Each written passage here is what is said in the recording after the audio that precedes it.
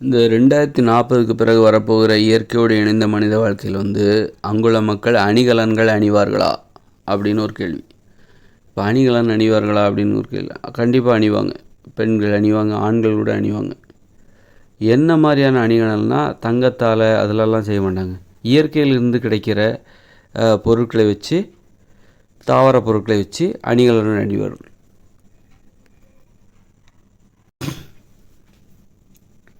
இயற்கையிலேருந்து கிடைக்கிற பொருட்கள்னால் என்ன? சின்ன சின்ன நத்தைகள், அப்புறம் குன்னிமுத்துன்னு சொல்லுவாங்க. கருப்பும் சிவப்பும் இருக்கும். அதெல்லாம் ஒன்றா சேர்த்து பசையை வச்சு ஒட்டி, வேப்பம்பிசினை வச்சு ஒட்டி ஒரு மாலையாக கோர்த்து அதை அணிகளாக அணிவாங்க. அதை காதில் கூட அவங்க மாட்டிப்பாங்க. அப்புறம் பார்த்திங்கன்னா நிறைய விதைகள், வெள்ளரி விதை, பூசணிக்காய் விதை, அதை ஒரு மாலையாக கோர்த்து ஒன்றோட ஒன்று ஒட்டி ஒரு மாலையாக மாற்றி வேப்பம்பிசின்னு இயற்கை பொருட்களிடமிருந்து இயற்கை பொருட்களை வச்சு அவங்க அணிகலனாக செய்வாங்க. அதில் ஒரு கற்பனை திறன் இருக்கும். யாருமே இதுக்கு முன்னாடி செஞ்சிடாத விஷயமா இருக்கும். பூக்களை சூடிக்கொள்வார்கள். அதே நேரத்தில் நேரத்தை வீணடிக்க மாட்டாங்க. பூ கட்டுறதுக்காகவே அரை மணி நேரம் 1 மணி நேரத்தை வேஸ்ட் பண்ணுவாங்க. இப்போ நம்ம வாழ்க்கையில், தற்போதுள்ள வாழ்க்கையில் அது மாதிரி நேரத்தை வீணடிக்க மாட்டாங்க. பூ கட்டுறதுக்காகவே நேரத்தை வீணடிக்காமல் சும்மா அப்படி ஒரு கொஞ்ச நேரத்தில் எதுக்காகவும் நேரத்தை வீணடிக்காமல் ஒரு பூவை தலையில், ஒரு ரோஜா பூவை தலையை வச்சுட்டு போகலாம். அது மாதிரி ரோஜாப்பூ 2-3 ரோஜாப்பூ கட்டி கழுத்தில் தொங்க விட்டு போகலாம். அந்த மாதிரி அணிகலன் அணிவாங்க. அணிகலன் அணிகிறதுல ஒன்றும் தப்பு இல்லை. அழகுபடுத்துறது தான் அது. நம்ம வாழ்க்கையை இன்னும் அழகுபடுத்துறது அது ரொம்ப நல்ல விஷயம். அழகுபடுத்துவதில் நமக்கு ஒரு மோகம் இருக்கணும். அப்போ அழகுபடுத்துறதுல மோகம் இருக்கும்போது என்ன ஆகும் அப்படின்னா, அதே நேரத்தில் இந்த மாதிரி மேக்கப்பு, செயற்கை ரசாயன கலவைகள் கொண்டு அழகுபடுத்துறது தப்பு.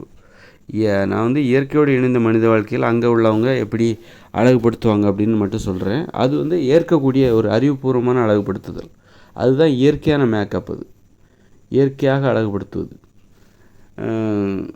அப்படி அழகுபடுத்தும் போது அழகாக வச்சுக்கணும், குளிக்கணும், சுத்தமாக இருக்கணும், அழகாக வச்சுக்கணும் அப்படிங்கிற எண்ணம் இன்னும் வலுப்பெறும். குளிக்கணுங்கிற எண்ணம், சுத்தமாக இருக்கணும், மற்றவங்கள கவரணும். அதே நேரத்தில் அதுக்காக ரொம்ப எல்லாம் அவங்க கஷ்டப்பட மாட்டாங்க. ரொம்ப எளிமையாக அழகுபடுத்திப்பாங்க. மணிக்கணக்கில் முகத்துக்கு பவுடர்லாம் அவங்களுக்கு கிடைக்காது. முகத்துக்கு பவுடர் கிடைக்காது, மேக்கப் செட்லாம் கிடைக்காது. இயற்கை பொருட்கள் என்ன, பூ வச்சுப்பாங்க. அவங்க அதை விலை கொடுத்தும் வாங்க போகிறதில்ல.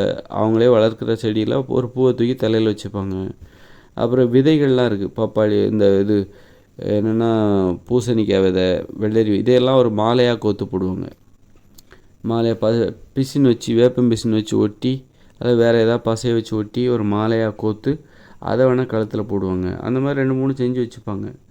இந்த மாதிரி கால்களில் கூட ஒரு அந்த மாதிரி ஏதாவது வளையம், விதைகளால் செய்யப்பட்ட ஒரு வளையத்தை காலில் மாட்டிப்பாங்க பெண்கள்.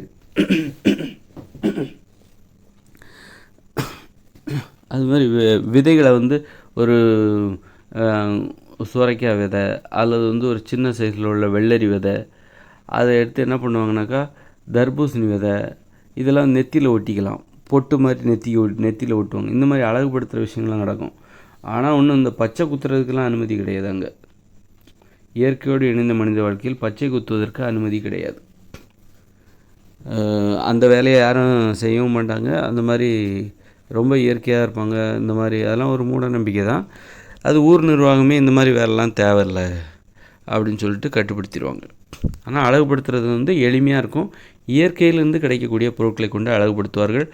அதே நேரத்தில் அவங்க என்ன மாதிரியான உடை அணிவாங்க, ஏன்னா தொழிற்சாலையெல்லாம் மூடிடுவாங்க, ட்ரெஸ் எல்லாம் கிடைக்காது, துணியெல்லாம் கிடைக்காது. அப்படின்னா அவங்க என்ன மாதிரியான உடை அணிவாங்க அப்படின்னா அது பற்றி நம்ம அடுத்த வீடியோவில் பார்ப்போம்.